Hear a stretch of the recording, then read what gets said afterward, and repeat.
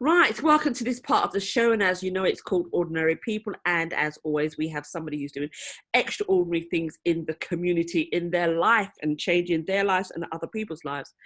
And I'm just going to tell you a little bit about my guest. My guest today is none other than Sparkles herself, Carol Pyke.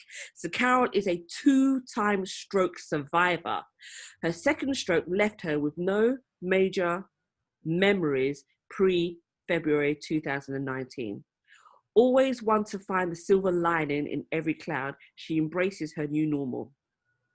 Otherwise known as the personal brand storyteller, Carol holds a master's degree in marketing communications and is an ideas catalyst with 30 years in marketing and event management. Her mission is to help ambitious executives and entrepreneurs discover the value of their story so they can stand out and sparkle, shine bright like a diamond. Anyway, Carol combines the flavors of everyday life with wisdom to her signature Sparkle course, adding a sprinkle of wit and creativity. She has been known to make even a complex and challenging seem friendly. Maybe I've done something wrong there. She is the perfect example of living life on purpose, consistently rising above the challenges life throws her way. On 2 separate occasions, a stroke has threatened to stop her in her tracks. Her response was simply to bounce back, push through the daily challenges, and declare loudly to anyone who would listen, life is what you make it. Carol, welcome to the show. Hey. Now, I know I've interviewed you before. I can't remember when it was. I think it was, oh my God, nearly 3 years ago. Long time, isn't it? So now you're back. You're back with Sparkles, baby, and you're shining bright like a diamond. Yes, if only they could see you now, Carol. If only they could.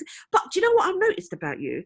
Every time I see a post, well, not every time, whenever I see, you're always in pink. Is pink your favourite colour? It's red. Well, you got red today. Yeah, it is. The last time you came into the studio, you was wearing pink. And I noticed when I see you on social media, you're wearing pink. Yeah, it's kind of like a variations on the red. And what's really interesting is that I wear red. Yeah. And perfect strangers have come up to me to tell me just how great I look in it. So it's your colour. Yeah. But do you like red? I know you wear it, but you do. Yeah. Is that your favourite colour then? Yeah? Right. Well, anyway, I want to say thank you very much for coming back to us so that we can share another part of your, do I say harrowing story? I don't know, but you're smiling, and, you know, whenever I see you, you know, you always got a smile on your face. And it's a classic example of, like, not allowing your situation to hold you back or to hold you down. You know, life has thrown these curveballs at you, and you've said, get lost, mate, get lost, you know, and that's how, you know, most of us are. That's how I can say that's how it should be, but, you know, not everybody can be as strong as Carol. So for those who don't know who Carol Pyke is, let's just take you on a journey, Carol. So tell us a little bit about yourself, where you come from. I know you said Lewisham before, right? Yes. But culturally. Right, so I'm born to a Jamaican father and a Guyanese mother. Okay. I've been born in the UK. And from what I can understand about me, because it's interesting, because I don't have major memories pre-February 2019. I can't tell you about growing up. I can't really tell you about specifics like that, because actually I don't remember. Yeah. But my mother died 25 years ago. Yeah. And whilst it is, I don't remember time with her, her legacy of love, her legacy of encouragement and inspiration really lives with me. And I've even now got her voice on tape saying that remember the presence of your mother is always with you. And if ever my eyes are closed, remember I'm always there behind you. So who recorded that then? Well, what happens, the other thing with my memory is sometimes it's contextual. So I remember that it might be about 26, 27 years ago when they still had cassette tapes in answer machines, Yeah. my mum had rung me and left me a message. Oh, yeah. And I took the tape out, and I actually found it. I found it in the summer, but I only managed to This summer. hear it. Yeah, but I only managed to hear it a week ago. And it was just before her 25th anniversary. So it was just amazing. Yeah, yeah, And particularly is that the opening lines yeah. that she said were, "I am never so proud of you as I am now that you are striving so hard to do something for yourself." And it could so easily have been her calling me yesterday. You know, Wow. so on point for the Yeah, season that I'm in now. that's fantastic. Awesome. Okay, so are you an only child? Yes, I Yeah. am an only child. I have no children and I Yeah. have no partner. Mm-hmm. So it's just me having to kind of like to navigate all of this. Yeah. And one of the things that's interesting, because when it was that I was in hospital, and I remember looking into the mirror and recognizing the features, but I didn't know the person looking back. Mm-hmm. And one of the things is I have partial facial blindness. So there are some faces that I don't recognize. Mm-hmm. And one of them was mine. But I realized it must be me because I was the only Black person in the room. Mm-hmm. I still wonder if the nurse had been white, Yeah. if the nurse had been Black, whether or not I would have had the same result, whether I would have thought, oh, that's her. Yeah. And so I've had to get to learn about myself. Mm-hmm. And I have to say, Facebook has been my friend because Facebook memories have just been amazing. Oh my gosh, that is absolutely fantastic. Because stuff come up and you think, oh, I didn't realize about that. Yeah. And one of the things that I found was really interesting was that things would happen and I would say to somebody, oh my gosh, somebody said that they were inspired by me or something. Yeah. And then people would say to me, but Carrie, you've always been like that. Yeah. And one of the things that I have discovered, which is quite probably the same for so many of us, Yeah. is that I didn't know I was me. Right. Now, because I've had to learn about me and find out more about myself, I've got a better understanding of who I am. Mm-hmm. So I can say to you, I know who I am. Okay, so let me ask you this question. I know we've gone way forward because I wanted to give my listeners a little bit of background about you, right? But this is a bit intriguing because I think I interviewed you about 3 years ago. Do you remember that interview? I don't quite remember the interview, but I think it was around the time that I was the editor of a plus size bridal magazine. Yes, you were. Was it called Glamour or something? It's called Gorgeous Bride. That was it. Right, that's okay. Yeah, I know it's G. Yeah. Okay. Yeah, that's right. Okay, so well, you remember that. Yeah. Okay, you may not remember the whole of it because also at that interview there, you had memory loss as well. Right. So is this part of? So every time you have a stroke, is this what happens to you? You lose more memory? Well, this one is completely different from the last one in terms of when I'm saying that I don't have memories pre-February 2019. Yeah. For a while when I was in hospital, I thought the hospital was home because actually that was the only place that I knew. Right. And when it was that they were telling me that, you know, that they were going to let me out and kind of go home, I was confused because I don't know anywhere else. Right. Okay. This is it. Right. And so much. Wait. Because you're just like right. I want to bring you back a bit, right? Because you know sometimes we have to have a little bit of a build up. You know, storytelling. Oh yes. Build it up, babes. Okay. So all right. So you're an only child. Is your dad still alive? He lives in New York. Okay. Do you speak to him much then? No, not really. But we do have occasional conversations, but not. Yeah. Okay. All right. So when you were younger, do you remember what you aspired to be when you were at school? Actually, that's an interesting question because something happened and I can tell you that. I either wanted to be a journalist, a lawyer, or a teacher. Okay. And how do you know that? Because what happened when it was like left hospital, I was reminded, I believe in God. And so I have lots of conversations with God. And he reminded me that at the beginning of 2019, I was helping a friend do a vision board. And he had said to me, you need to do one too. And I'd said, I have no vision for 2019, so I'm not going to do one. Okay. And then I went to buy some materials. So hold on. So 2019 gave you a vision, right? Gave you a purpose. Yeah, go ahead. Sorry, go ahead. So I went to buy some materials, and I always think that on Artboard is a really great a thing to do a vision board on.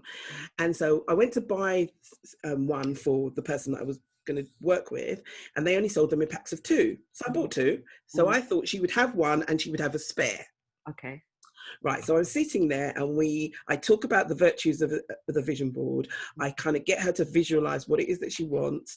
We pray about it. And the voice in my head says, don't you think it's going to look really bad that you've just extolled the virtues of this, but you're not doing one? And I thought, oh, right. So I thought, okay, I'll do it. But again, I had no vision of 2019.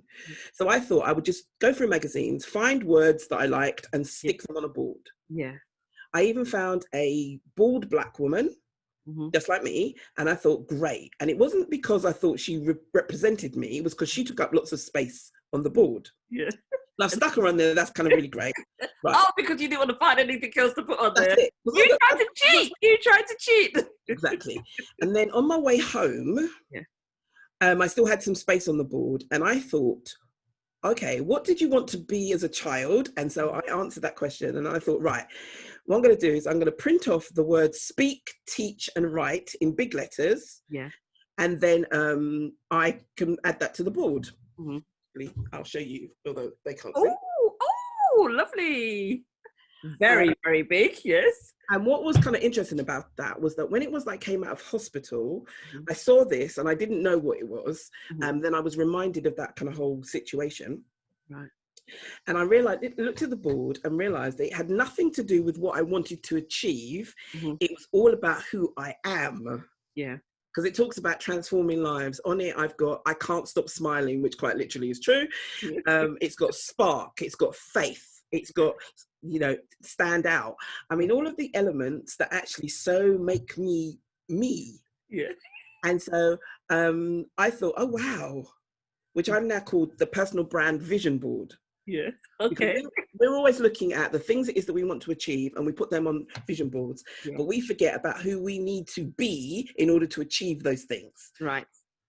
So, so that kind of helped me to kind of understand a little bit more about the characteristics. Because things like you were saying about me smiling, I smile all the time. And I've discovered that smiling isn't what I do, it's part of my DNA. It's who I am. Yeah. But I didn't know this pre-stroke. Yeah. So tell us about the first stroke that you had. Right. So my first stroke, and I have to tell you what it was because it sounds like a swear word. So my first stroke was a right frontal lobe infarct. Okay.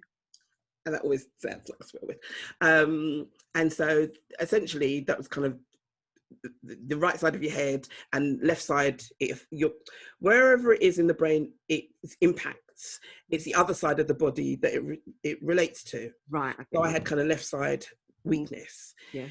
And one of the things that I had, which was actually quite funny at the time, well, no, actually it wasn't funny initially, but it was that whole thing that if I went into a workshop or a meeting or something and people said, oh, let's introduce ourselves, I couldn't do it. I would burst into tears. Because you couldn't remember your name? No, I knew my name, but I'm still not clear as to why exactly that used to happen, apart from the fact that where the injury was, the impact of it was emotional. Oh. And so there was something emotional about introducing myself. And so I used to burst into tears. And when it first happened, nobody had told me that would happen. Right. And when it first happened, that was a shock to me. And I was in a room full of strangers, so that was even worse. Wow. Right. And then what I would do would be to kind of avoid situations that required you to introduce yourself. Because even when I said to people, I'm actually unable to do that part of the exercise, people didn't get it. Because I do not look like somebody that's unable to say their name. Of course not. It's like, okay. So to combat that, would you kind of like write down your details first and then read it, or? No, I just either wouldn't. It was really funny because there were times where I'd be going somewhere and I would have difficulty leaving the house. Like I'd forget something and I just wouldn't get there. But that's normal though. Forget something, No, I don't know what you mean. Normal. That one's normal. So I wouldn't get there at the beginning of things. Yeah. So I would miss that section. Oh. And then I kind of started to think, actually, maybe this is more to it. The fact that you're running late Yeah. at those moments is actually that you just don't want to do it. So I would avoid it rather than do it, because there's nothing worse than being in a room full of strangers and crying. Yeah. And the only thing that's happened is somebody said, "Can you tell us your name?" Yeah. Like, it was a classic one where at church, there was a meeting and I was looking after the speakers. Mm-hmm. And before the meeting started, or the training session started, we were chatting and laughing. Mm-hmm. And then they started the session and they said, "Let's just go around and introduce ourselves and say what we had for breakfast." Yeah. Okay.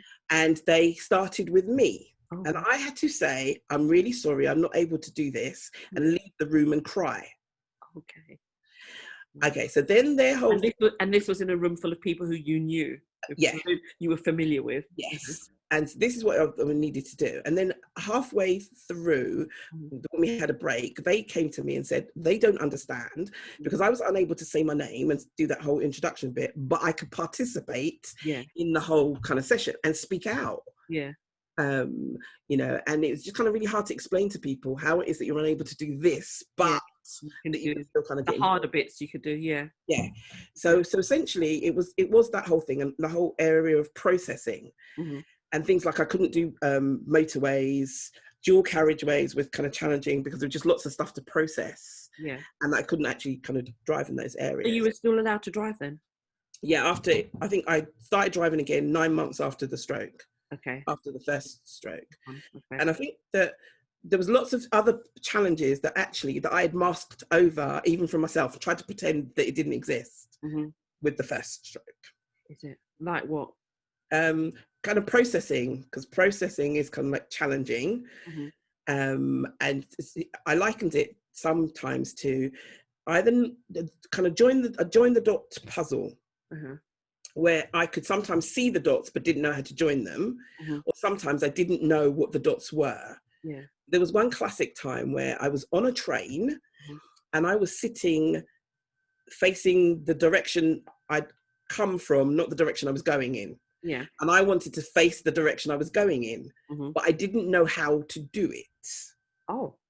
And I sent a text to my cousin, and so she broke it down into steps, like look for a seat that's vacant. When it is that the train stops and everybody stands up, stand up, walk to the seat and sit down. Okay. Wow. Now, we do all of those kind of things automatically, but for me, there was no automatic. I didn't know how to change from where I was sitting to face the other way. Okay. So yes, so that was kind of fun with the first stroke. Yeah. So did it become frustrating for you? I think that I just had sometimes pretended it wasn't an issue, and just kind of got on with it.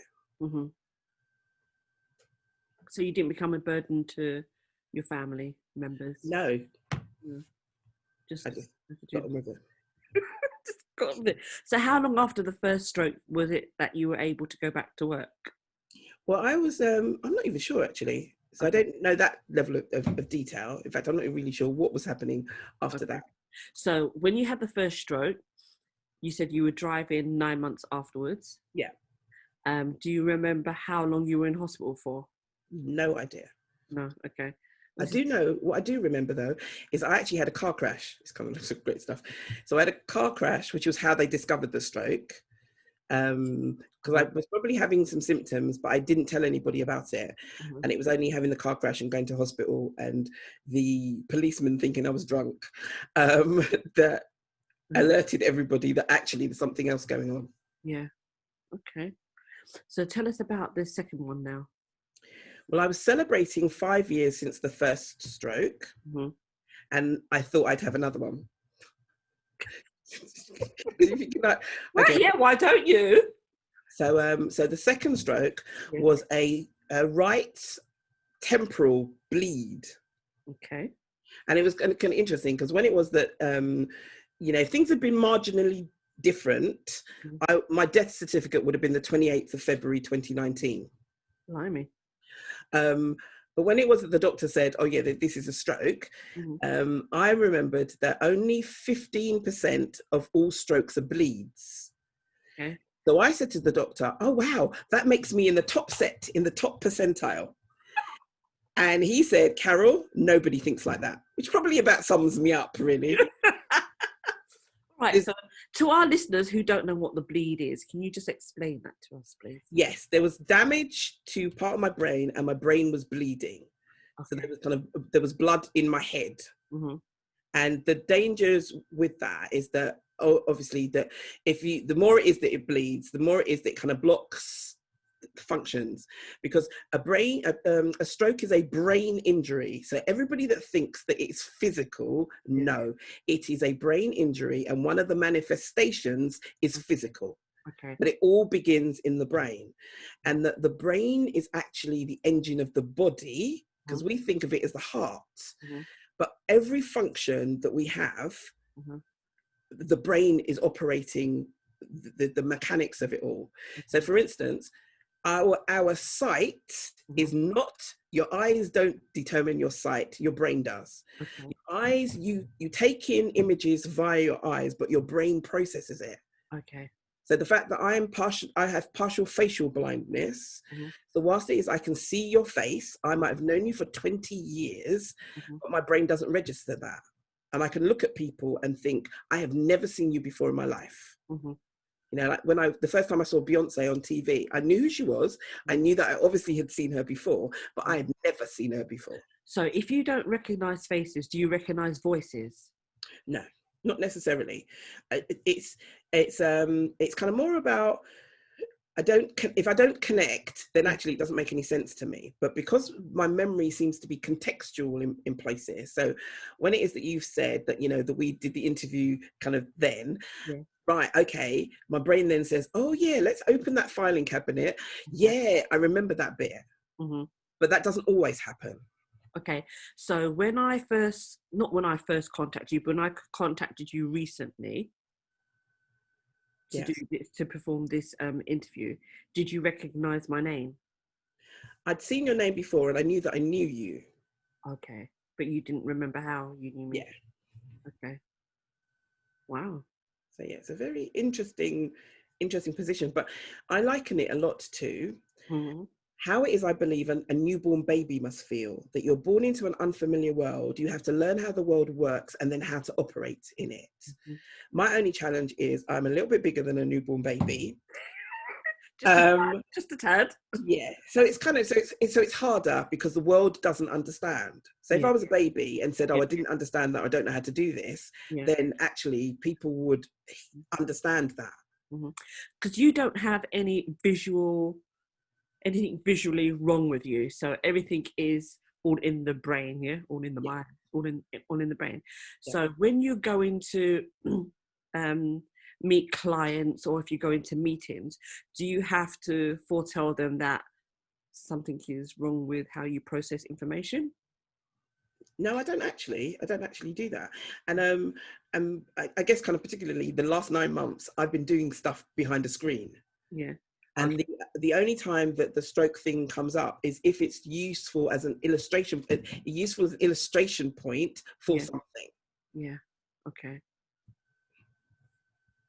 Because I guess for all intents and purposes, I'm just me. And because I don't have the memories pre-February 19, I actually don't know any different. So whilst it is that there are, I don't know if that's good for me, the interviewer, because like there's questions that I'd like to ask you, but you know, you tell me what I don't remember. I don't know, do I? I don't remember. I'm here to challenge. I'm here to challenge your interviewing skills. Oh, please, all right. I'm here to challenge your brain. Tell me about this award that you won the other day, the Baton Award. Oh, right, what did you win it for? This is a woman whose brain doesn't function very well because of her bleeding, you know, because of her stroke. But yet she goes out and does stuff so that she can win awards. So, can you remember what it was that you did in order to get this award? Right. Well, okay, so let me take you back to when I was in hospital and I was alive. And I knew that actually dead now then? Marginally different. I could be dead.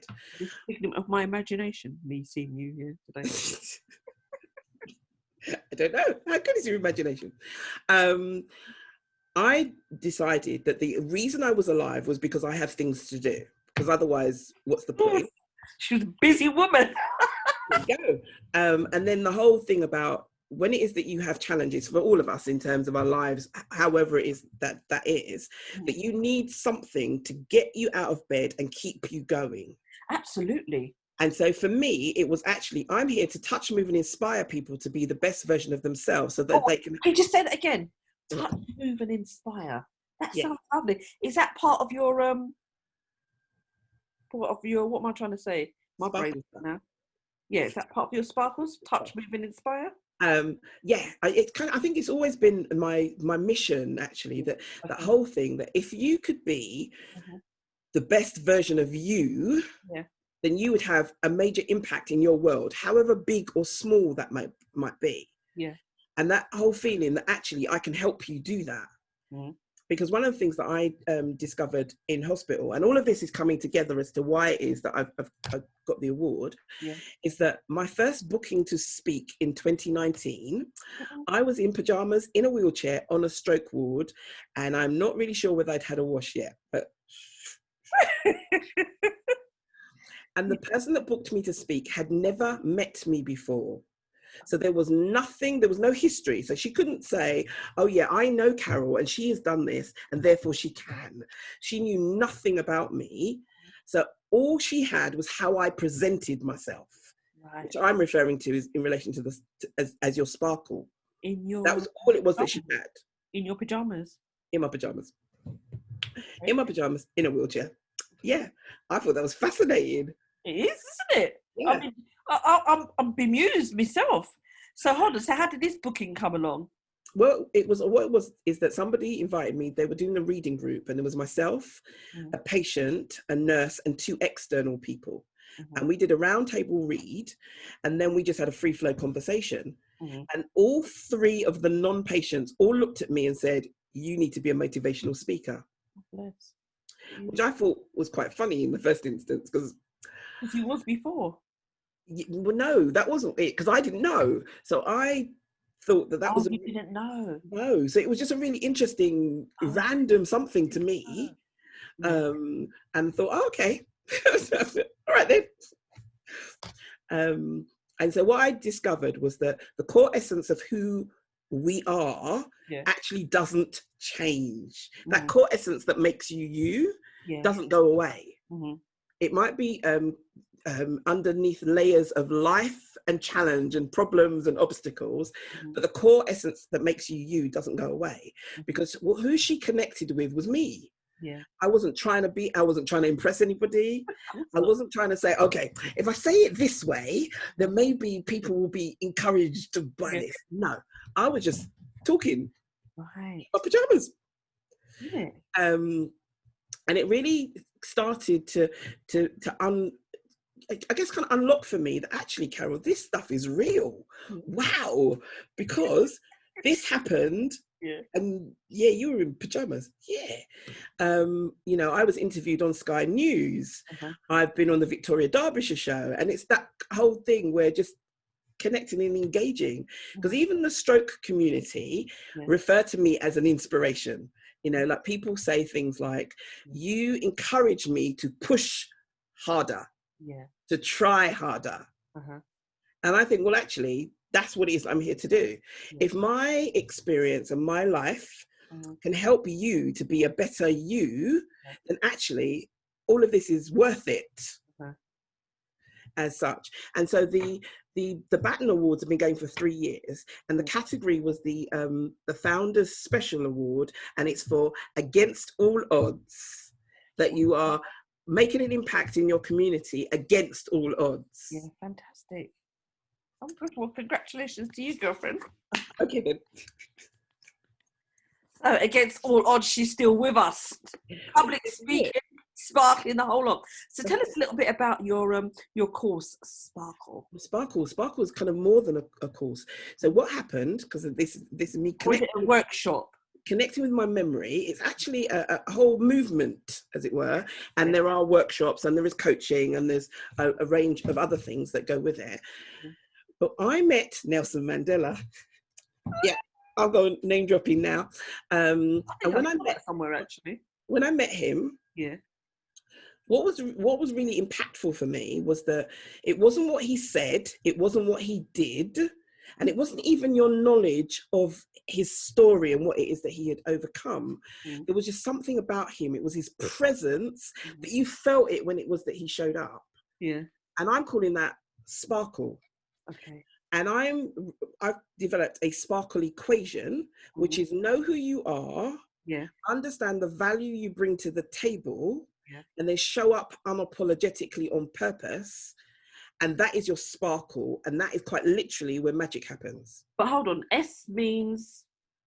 All right. Oh, yeah. So, Because I okay. saw it's an acronym for something. Okay. So, yes. So it's also an acronym. So it's it's those three components: know who you are, Yeah. understand the value, and show up on purpose, unapologetically so. Yeah. And then sparkle, S is about your superpower.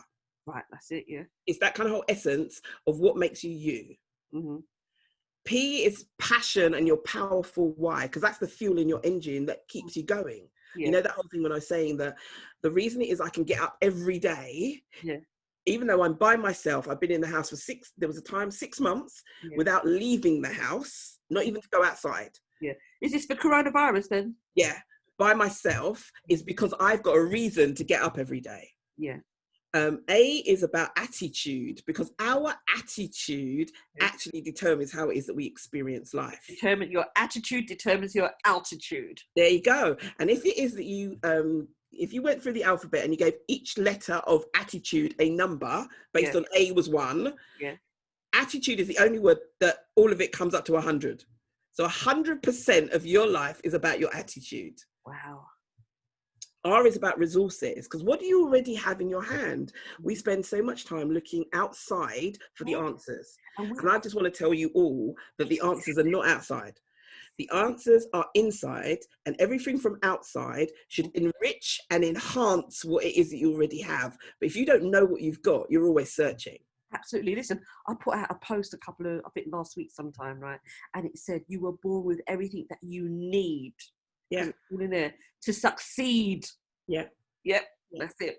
But we don't believe that because we're busy listening that, you know, and looking for it externally. Yeah, I don't have this and I have that. So I want to say to everybody that's listening, whenever it is you're looking for something externally, connect it to what it is you have internally, and actually you will maximize what it is that you're getting from it. Mm-hmm. And you will 10x it, because actually it's enriching something. 10x, you know. So that's resources. Yeah. And K is know-how, because what do you know how to do?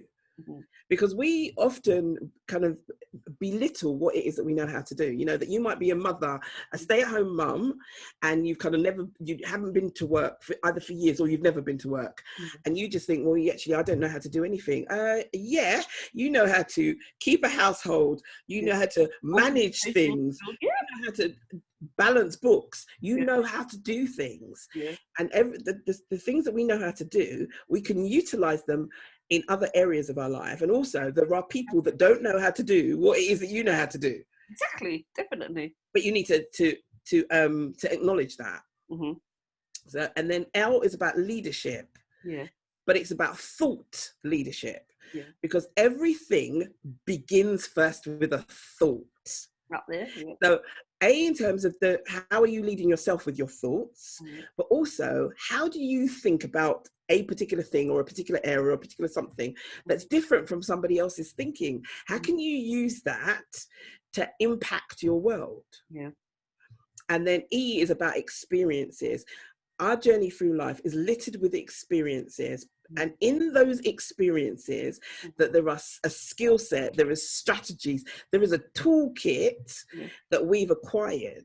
Mm-hmm. So, you know, that whole element of 2020, the fact that you're thinking, I just can't wait for it to be over. Mm-hmm. I want to say, stop. Yeah. Stop and actually reflect on your journey through 2020. And what have you learned about yourself? What have you learned about the world? And this year has been a year for self-reflection. If only if people are choosing to do it, because so many people are thinking, well, this is terrible. You know, the jokes about does 2020 count if I don't use it? Or things like, I've got a friend who's 60 next year, but has decided that she can't be 60 next year because 2020 doesn't count. Stop writing it off, because time we can't get back. Yeah. So actually, what did you get? Even if it was one thing from the year, Yeah. did you get from the year that you can actually put in your toolkit for Mhm. 2021? Mhm. Because 2021 will only be different Mhm. if you make it so. Because we're going into 2021 still with the COVID issues. We're Yeah. still going in with the Brexit issues and all other issues. We're going We into. think. Yeah. And not only that, as we're talking about COVID, um, now they're talking about in January making it mandatory for people to have the vaccination if you are traveling. Ooh. Mm-mm. But it's about, we have to think about how it is that we think about it, because actually we don't know whether this is a good thing or a bad thing. And all of the conspiracy theories and all of the whatever it is, we don't know. We're basing it on stuff that isn't necessarily true to start off with. Yeah, I mean, there's so much, fake news going around that we don't Yeah. know. It's all been tarnished together now, so we don't know what is what, and what's real, and what's not real. Okay, so we've talked about your first stroke. We've talked about your second stroke. We've talked about the fact that you don't have much of a memory before February 2019. You obviously remember a lot about 2019 and 2020. But tell us what's in store for 2021 and beyond. Well, the first thing, the kind of first joke for me was like, oh yeah, it's in a minute. Because it was kind of one of those surprise things like, oh wow, next month is 2021. Yeah. Wow, okay. Well, my whole kind of mission in life is about speaking, teaching, and writing. Yeah. And I have done a number of workshops. Yeah. I've done a number of speaking engagements, all from sitting in my front room. A Zoom is a wonderful thing now, isn't it? Yes. Oh, right. And I have a workshop that I am delivering on the 16th of January, which is the personal brand vision board, Wow. which is essentially, it's helping you to develop your standout advantage Yeah. so that Mhm. 2021 is your best year yet. Lovely. All right. And So tell us a little bit about that, because you used to work in marketing before. yeah. And I remember when I last interviewed you 3 years ago, you were working, is it editor or of a magazine? Right. Yes, I was the Editor. editor of a magazine. Okay. Yes. So tell us about this branding that you do now. Right. So essentially, I'm a marketing strategist, and I specialize in personal branding. Yeah. And like say, for me, personal branding is the story you tell Mhm. the moment you show up before you have uttered a single word. Mhm. And that story begins with the story you tell yourself. Yeah. Because you cannot be a winner if you don't believe that you are. Mhm. But nothing changes Yeah. unless it is that you change it. So if you're saying that you want 2021 to be a better year, whatever that means to you, then you need to change your thinking about yourself and how you're showing up to make that happen. Mhm. And the whole element of winning is a mindset. Yeah. It's not about whether you gain something or not, or you don't gain something. It is actually about how it is you think about something. Yeah. Because for me, I woke up this morning, I've already won. Yeah. I woke up, I'm having this conversation with you, I am winning. And that's because I am choosing to be a winner. And Yeah. that's how it is that I'm defining myself. Yeah. And so we have to ensure that we define ourselves, not let situations and circumstances or other people do Yeah. that. Take the power back. Yeah. And so for me, 2021 is really about just kind of developing more of the sparkle. I've got the Sparkle Club. Yeah. I've got the personal branding spa, Yeah. where it is, spa is the core of the word spark. Okay. So spa is about story, passion, and authentic voice. But we take our bodies to the spa, so why not take our brands there too? Yeah. An opportunity to reflect, refresh, and recharge. Yeah. So I'm developing membership opportunities for people to kind of come together and just get more polish Yeah. for their personal brands so that they can have more impact in the world. So do you teach people to be storytellers as well? When I say storytellers, somebody might come to you and they're like, oh my gosh, I've got so many things going on in my head. Do you give them clarity and then tell them, okay, well, this is what I think you should do, and this is your story? When I say obviously you have to know something about it. Is that what you actually do? So essentially, I help people find clarity and confidence in and unpack the value in their story, because all of our stories are powerful if we recognize them, and actually then we use them to free, to inspire, to encourage other people. Yeah. Okay. And so, yes, so I will work with people individually to actually unpack your story, identify why are you here, what do you want to do, and then how you can leverage this to actually be more visible and be more magnetic to possibilities and opportunities. Okay. Okay. Because, Right. So in 2021, you're going to continue to shine your sparkle and help other people to shine theirs as well. Yeah. yeah. So Yes.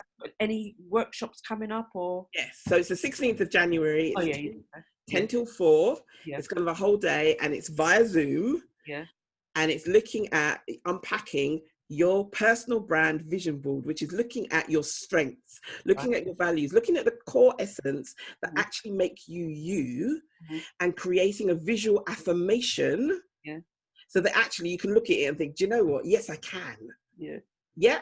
Yes, I can. And I ran the workshop in January of this year as a physical workshop. And I was talking to somebody recently, and she said that she has it in front of her all of the time, and she checks in with it to just kind of ensure that she's on the right track. Yeah. And so I'm going to do it via Zoom. Yeah. In January. Awesome. So if there's anybody out there who's listening in and they think that they want to sparkle, how do they get in contact with you? Right. Well, if they can go to the personalbrandingspa.com. Yeah. Is that what's important? The workshop details, yeah, it's the personalbrandingspa.com, and the workshop details are there, and you can kind of send me a message from there as well. Awesome. Right. Well, Carol, I want to say thank you very much for coming back again and sharing the second part of your story. I wish you all the very best with Sparkle in 2021. I've still got to get me tongue around that. I keep on trying to say 2019, 2020 instead of 2020. This was supposed to be the year of the vision. Let's have that. Okay, but I'm going to say to you, so when it was that, we were coming into 2020, I got excited because I thought, yes, 2020 vision, oh my gosh. Yeah. And then, of course, the stuff happened, and I thought, oh, but actually, I believe that never more has it been more pertinent that this is about vision, because if you aren't able to see yourself beyond your situation or circumstance, then you are going to be stuck. So actually, it's all about vision. It's that vision that actually says, right, we can't do it this way, but there's another way. But we can do it. Exactly. It's about creativity, looking deep within yourself and trying to do something the same thing in a different way, because there are many ways to kill a cat, as they say. That's so true. And I've got a really great example of that. Is that Tony Robbins, the kind of the American guru. I know, my guru. Right, he did Unleash the Power Within, and it was something like he would do it in like 14 countries around the globe annually. Right, when it came to this year and he wasn't able to do events, his first thoughts were he can't replicate the 4-day event online. But he did. Now, hold on. Okay. He said he can't do it. And that was where he started from. Yeah. And then he said, how can I make it happen? Right. And as a result, Zoom has got a platform of 25,000 or however many thousand people. He built a studio. He did all of those things. And whilst it is that you may not have the finances to do what it was that he did, he said it wasn't possible, and then asked himself the question, how can I make it happen? And so therefore, in our lives, when it is that we come up against challenges and obstacles, rather than focusing on the problem, which we do so well, we need to identify the problem, we need to acknowledge it, and then ask the question, how can I? Who can help me? That's just like Thomas Edison and the light bulb, and he found 9,000 or was it 10,000 ways that you cannot start a light bulb. Yeah, and he thought about it as every time it was that he found he had the mistake or it didn't work, he was one step nearer to the solution. That's right, yeah. And so for us, it's about changing your thinking, because everything begins with the thoughts you have in your head. Yeah. So if you think that 2020 is crap and it's da da da da da da, you're never going to find any value in the journey that you've traveled. And therefore you want to ask the question, like, seriously, you've been alive and walked through every day. You mean that there's nothing in there that actually was of value? I challenge you that there is. You need to look for it. Yeah. Because if you can find something, in fact, one of the things that I've created is something called the WIN map. And if you're familiar with mind maps or spidergrams, then actually I challenge you to get a blank piece of paper and in the middle write 2020 wins. Yeah. And then on that paper, fill in all of your wins in 2020. And those wins could be the day that you didn't want to get out of bed, but you got up anyway, and then you met this person, or this happened, or you finished that project, or you know that you were going to write that letter and you've actually written it. Write your wins down, because that's really great to encourage you to keep going. Because I always kind of say that, you know, that like they refer to me as a motivational speaker, and I don't believe I can motivate you to do anything. You're inspirational, yes. That I can inspire you, but you have to motivate you. So that's right. Find things, visual, auditory, whatever it is it works for you. Find the things that motivate you to just keep going. Because if you can identify some wins, then actually you know you don't feel like a loser. You feel like, oh wow, I forgot about that. Oh, that's really cool. And then it becomes a really powerful visual to keep you going. Yeah. I'm with you 100% there. You know, I think that 2020 was a year to all the stuff that we said that we were going to do, that we didn't have time to do it. That was a time to get it done. You know, you got to change that garden fence. You got to put that rail back up, or do you know what I mean? That plug that was broken, everything. So I totally agree with you. Yeah. Right, well, that's it. We've really come to the end of our time together now. So I want to say thank you very much, Carol. And I wish you all the very best for 2021, and also for the spa, what do you call it, the spa? The personal branding spa. This personal branding spa on the 16th of January. Alrighty. Thank you very much. Fabulous. Bye.